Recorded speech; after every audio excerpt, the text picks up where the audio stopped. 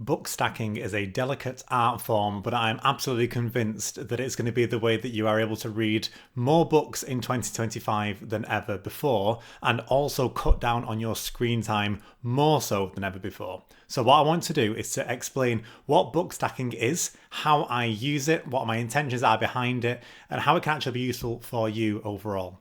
So when I say book stacking rather than just reading a book, it's because what I'm referring to is rather than just reading a single book at a single time, what I'm talking about is how do we read a handful of books all at once? And these books are all catering for different things, different reasons. So just as we're looking at that point to begin with, when I'm reading for a few different reasons.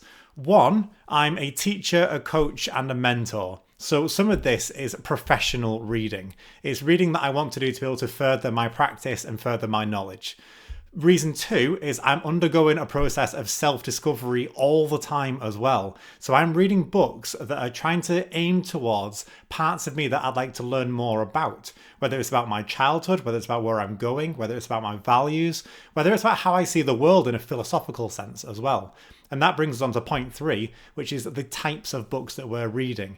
So for me, I'm interested in reading mainly philosophy and psychology, but also it's going to branch out into a few different areas. So when I think about a book stack, I'm going to think about it as how many books can I realistically read on a weekly or monthly basis, which hit a lot of those areas.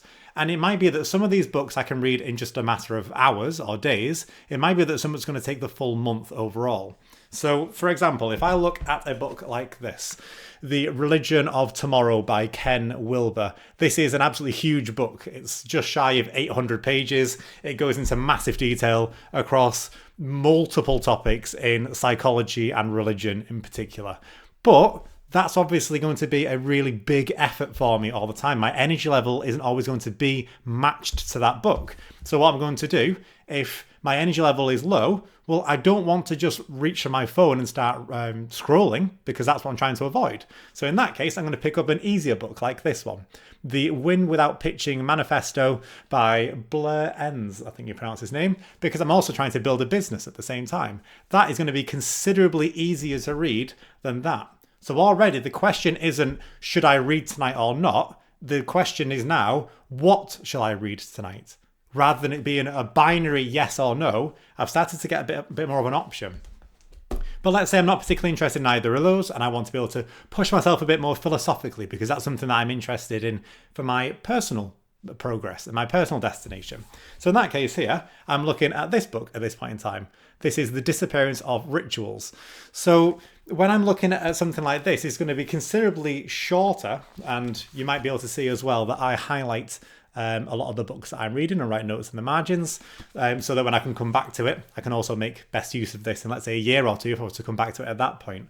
But in that case there, if I'm not interested in just reading psychology or religion, I've got philosophy to fall back on. If I'm not interested in philosophy, I've got the business side to fall back on. But all of those are still non-fiction. So what happens if I'm thinking, I've not got the mental space for any of that overall? Well, actually, I've been really enjoying the June series at the minute. So I managed to pick up in a charity shop fairly recently, God Emperor of June, which is the fourth one in the series. Children of June, the third one along, was my favourite out of the three so far. So as soon as I found that, I was thinking, great, that's definitely going to be on my next book stack. And that's what I've currently got going at this point in time. It's these four. Now, as you can start to see, there's a very, very different approach going on with all of this. And what makes book stacking for me particularly important is the fact that as soon as, let's say I finish a book like this one, the business book, I'm going to finish that a lot sooner than I'm going to finish this absolutely huge book. So rather than just having this go off the pile and then just being left with three, I want to constantly have replacements. So the next book that I've got in line, The Psychology of Money, that one is just waiting in the wings at this point in time. So as soon as I finish that book, I can keep up the momentum, I can keep up the progress and swap it out for this one. It might be that once I inevitably finish this big book, I might want a week off before starting another big one, but I have got another big book ready to go. I've got Mysticism by Evelyn Underhill. It's a book that's actually been referenced in about 10 of the other books that I've read so far over the past couple of years. So as soon as I found that, I was thinking, absolutely wonderful. That's going to be waiting in the wings.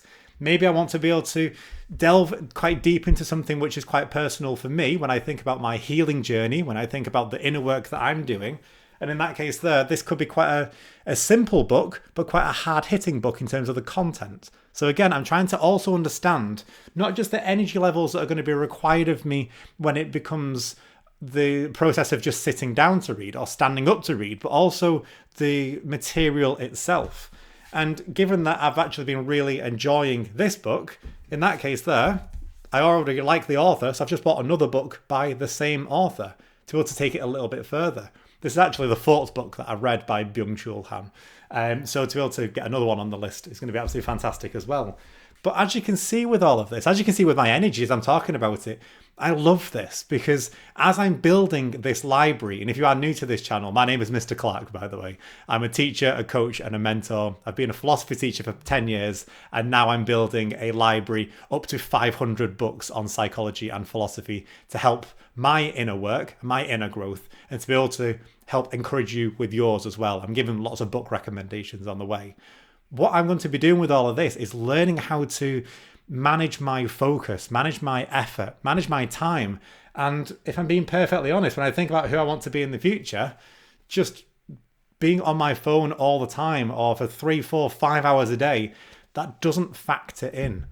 Whereas it might be that I see myself in the future as a reader, but that is just too much of a big ask at this point in time, given my energy levels. So what is it that I'm going to do? And I want to try to give myself this optionality. I want to be able to say, how should I read today rather than what should I read today? Yeah, I'll stick with it in terms of that because it is also that question as well. It is also a question of what shall I read today rather than it being, should I read today or should I not? That's probably a better way of wording this. But you can see the point that I'm getting at with all this. I'm trying to understand what is the level of challenge of this book. And this could be relevant for you as well if you want to think about this in your own life. If you've set yourself a target of reading more books, think about it in terms of what is the level of challenge of the book that is in front of me? And if it's a little bit too much, can I be honest about it? And can I maybe, rather than scrap that book altogether, try to have something which is going to counterbalance that for when I'm more ready for it and more prepared for it? Try to consider also the length of the book. Tackling 100 pages is going to be a lot easier than 800 pages, obviously. So in that case there, we need to also take that into account. As well as the type of book. These two, you could argue, are going to be about religion, depending on how much you know about either of these books. This is in a non-fiction sense. What should we do about the future? Where is it that we are going? And if anybody knows anything about God Emperor of Dune, this is following on the series where I think this is where the series is going to start taking off into a bit of more of a surreal angle, even more so than it already has been going. So the type of book is going to be relevant for all this as well, but it still comes back to that original intention, the one that I started this video with, and the one I want to remind you of as well, is set your intention when you are reading. For me, I'm trying to do this from a professional angle. I'm trying to do this from a personal angle. Professional in the sense of how can I use these books to help other people? Personal in the sense of how can I use these books to help me? But also, how can I also cut down my screen time? And the more time I'm going to be spending in front of a book compared to this, even if I'm not fully understanding these books or fully memorizing and remember everything in them, that's okay. I'm giving myself permission to just do this haphazardly, to do this clumsily, to do this inefficiently. This isn't a process of optimization where I'm thinking, how can I best remember everything? What's my note-taking system? It's nothing to do with that. It's just on a day-to-day basis, do I make the choice of reading versus not reading? And if I can stack everything towards in the favor of, yes, I'm choosing to read versus not read, then in the long run, that's going to pay off. Day to day, it might not. And that's okay. It might be that I read 10 pages and I don't remember a word of them. That's fine. I put that book down. Energy levels are relevant for all this. So I'll pick up a different book instead. But over the course of the year, what happens if you've made that choice multiple times per day? Over the course of 1,000 attempts of making that choice, of choosing to read versus not read, you're changing your identity. You're changing your philosophical worldview and your outlook on life in a series like that as well.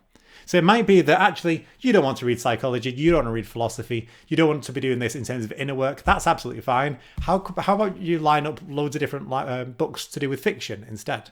How about you line up some horror, some fantasy, some sci-fi? whatever works for you. But the most important thing is that you are setting your intention. So just use the last little part of this video now, just have a little think to yourself, is what is your intention? If you're choosing to read more books this year than you did last year, why are you doing that? What are you looking to gain from that? How is it that you're going to be able to manage it? And how is it that you're going to how is it that you are going to be able to overcome the obstacles as you try to manage that as well? That's what it all comes down to. But you've got to set your reading intention. And that's why through this delicate art of book stacking, that's why I think this is so important, because it's about the idea of how many books do you want to have on the go.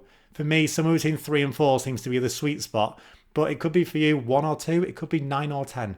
Just play with this, experiment with it, see what happens, see what feels right for you. And when it goes wrong, that's okay. Just learn from why it has gone wrong. And when it's going right, brilliant, double down on that as well. But that's the delicate art of book stacking. It's not just read a book, finish a book, read another book. It's how do you have multiple books going at the same time to be able to take your learning, if that's how you're managing this, a lot further than you thought it was ever going to be possible.